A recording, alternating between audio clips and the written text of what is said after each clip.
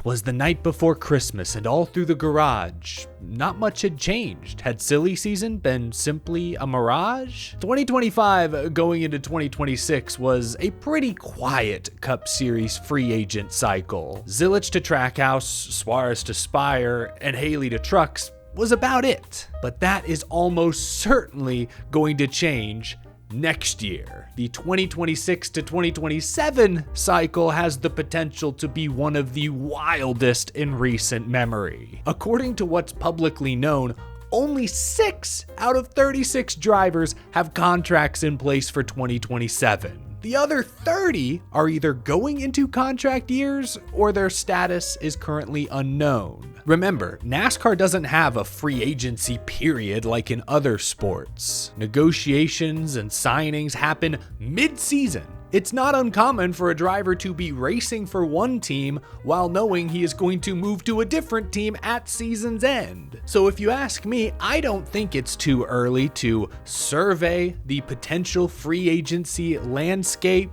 have some of those conversations before the new year, because I can tell you, drivers are already having these conversations, sponsors, agents are beginning these conversations, race teams have already had some of these conversations.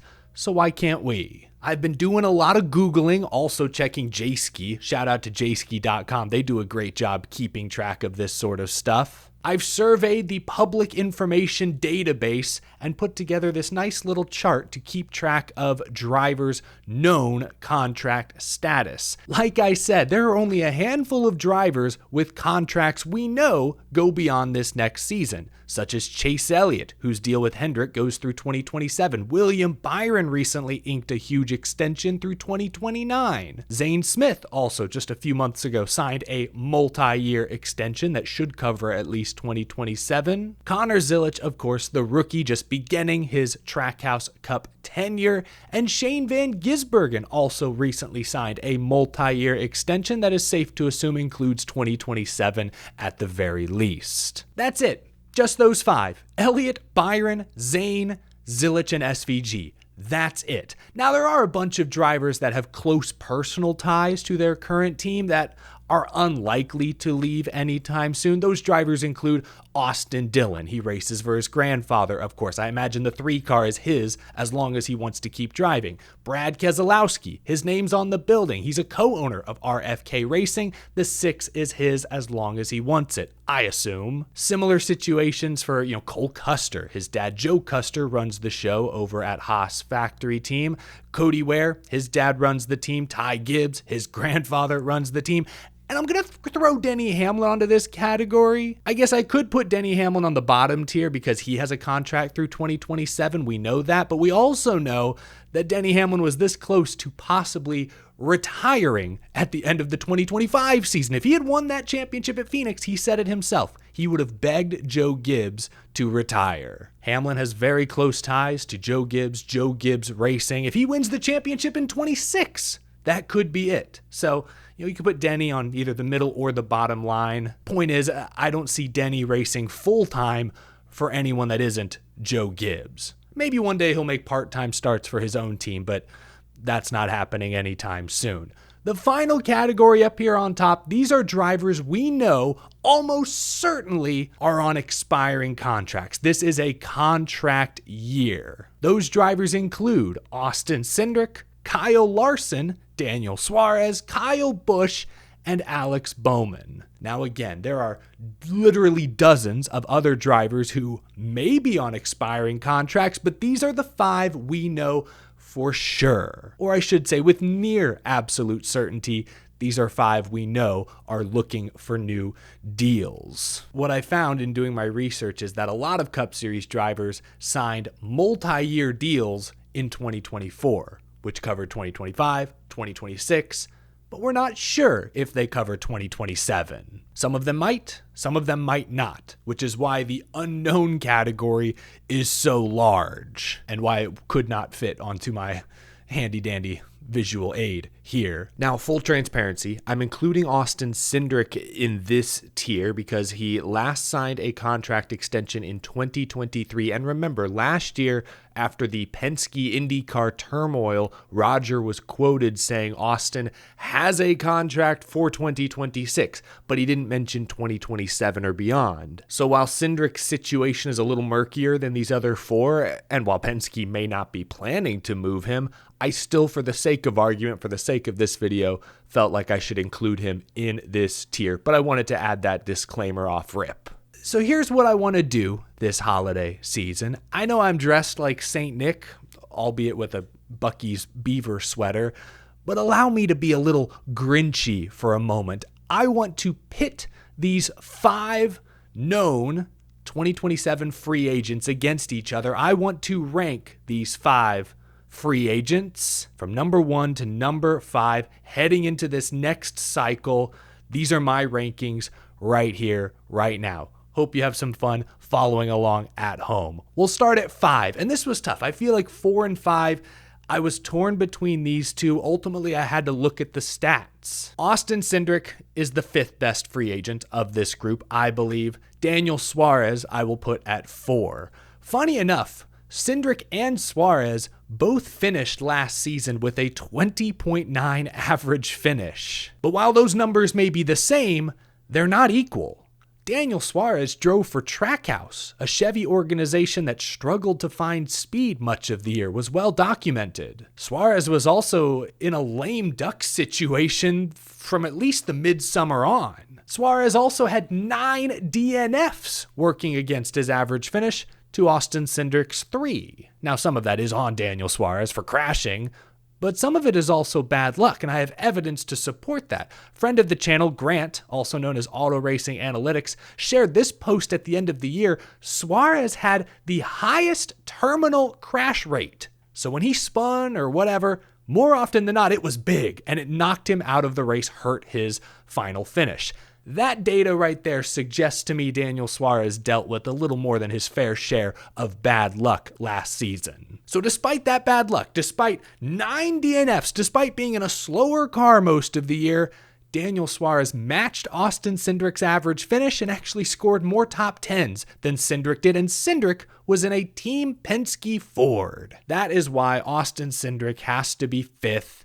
It's great that he won Talladega. Those Penske cars are rocket ships at super speedways. He should cash those in from time to time. But the fact that Cindric had only 1 other top 5 the entire season should have him on the hot seat, frankly, to begin 2026, especially now that his father, Tim Cindric, is no longer with the organization. Something to keep an eye on early this next year. So I've got Austin Cindric at 5th. I think Daniel Suarez of this group is the 4th best potential free agent for many of the reasons I just mentioned. It's also worth noting that he appears to have a good relationship with premier partner Freeway Insurance. They're following him from Trackhouse to Spire. That's a big deal. Jeff Dickerson, when this deal was announced, made it sound like it was a 1-year deal, almost like a prove-it deal, really, for both sides. But he did mention, there's room for this relationship to expand. So yeah, if the number 7 team runs a little better to start the year, there's a great chance Daniel Suarez and Spire could make this a longer-term relationship. I'd be surprised if a bigger team took a hard look at Suarez at this point. But hey, he is an Xfinity Series champion. Maybe Spire Motorsports is able to unlock what other teams haven't been able to with Daniel Suarez. So I've got Cindric at 5, Suarez at 4. Neither are bad race car drivers, but both in some form or fashion have not quite lived up to the potential thus far in their NASCAR Cup Series careers, which is why I have them at 4 and 5. And speaking of perhaps untapped potential, Alex Bowman is my 3rd ranked known free agent. I have a hot and cold relationship with Alex Bowman. I've been accused of being a Bowman basher.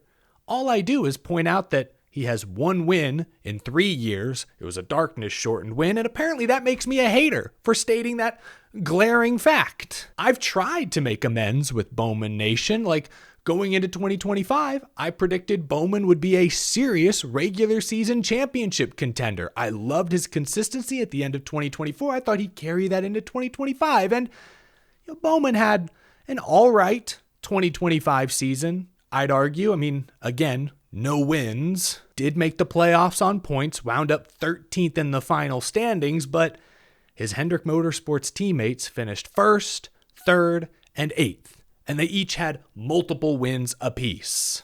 So that's why I look at Bowman, I look at the whole 48 for that matter, and still see some untapped potential. I don't think Blake Harris has been all he was cracked up to be when they poached him from front row a few years back. The good news, perhaps, for Alex Bowman is that Ally, primary sponsor, is signed on through 2028. And their CMO has often gone to bat for Bowman in the past. I think they really like Alex. That could bode well. Maybe they can get an extension done early in the 2026 year. But if not, I also wouldn't be shocked if Hendrick Motorsports, the most successful organization in NASCAR history, I wouldn't be shocked if they survey the free agent landscape kind of like we're doing right now. And we only have these 5 known free agents we're talking about, but like I said, there are literally dozens more who might be available. Is Ross Chastain available? Is Carson Hocevar available? We don't know for sure. We don't know. But if they are, I wouldn't blame Hendrick for making the phone call. All due respect to Alex Bowman, I am ranking him 3rd here of this group, smack dab in the middle. I'm hoping for a strong start to 2026 because I do like Alex. I think he's low-key one of the funnier, more interesting personalities in the Cup Series garage. At number 2, I've got Kyle Busch. Yes, I have Kyle Busch at 2. I refuse to believe that he's washed. Sure, he looked cooked for large periods of last season. I'll be honest. Hey, put up that auto racing analytics graphic again. 50% crash rate for Busch. Second worst, tied for the second worst in Cup last year. Kyle Busch, man, he's too good, too experienced to be on that list with guys like Cody Ware and rookie SVG and Noah Gragson. Come on. I know Kyle Busch can't drive the next gen off the right rear like he wants to, but we still saw 2 years ago that Kyle Busch can win in this car. Remember, he won 3 of his first 15 races with Richard Childress Racing in the next-gen car. He did that not that long ago. If RCR takes a leap this season, and they might, Busch has a new crew chief, Jim Pullman. Chevrolet has a new modified Camaro body. If those RCR Chevys are a little quicker, I think Kyle Busch could show us he can still do his thing to some degree. Or maybe he can convince one of these other big organizations to take a chance on him. The 2025 season was rough for Rowdy, for sure, but I refuse to give up on him. I just can't get Coda out of my head. That was the one road course race last year Shane Van Gisbergen didn't dominate, and it's because he was stuck behind Kyle Busch most of the afternoon. If those cautions fell slightly differently, Kyle Busch probably wins that race, and we may be having a different conversation here today. I've got Kyle Busch at 2. I still believe he's got something left in the tank. But the obvious number 1, based on the known free agents currently, Kyle Larson is the obvious number 1. He's a 2-time champion. Since getting in that Hendrick car, he's won more races than anyone. I would be shocked if Larson and Rick Hendrick can't get an extension done early in the 2026 season. That just feels like a match made in heaven. There you go. Ranking the 5 currently known 2027 free agents, if that makes sense. Larson, Busch, Bowman, Suarez, and Cindric. Let me know in the comments below if you'd rank these 5 differently. What did I get wrong? If anything, let me know down in the comment section below. I thought this would be a fun way to celebrate the holiday, to get ready to ring in the new year, ring in a potentially crazy free agent cycle. I'm having withdrawals, folks. I'll be honest. 2025 was kind of slow. Not many notable moves, at least on the Cup Series side. I think 2026 going into 2027 will be very, very interesting. Time will tell. Can't wait to follow along, to hear the rumblings, to listen out for the rumors all season long. Thanks for watching this episode, folks. I hope you have a very Merry Christmas, a happy holiday season. You'll hear from me again here soon, but I'll definitely be taking a few days off to spend time with friends and family. I appreciate your support, and I'll be back again real soon to talk more racing, more NASCAR, and have lots of great content coming up in time for 2026. Take care, y'all. See you next time.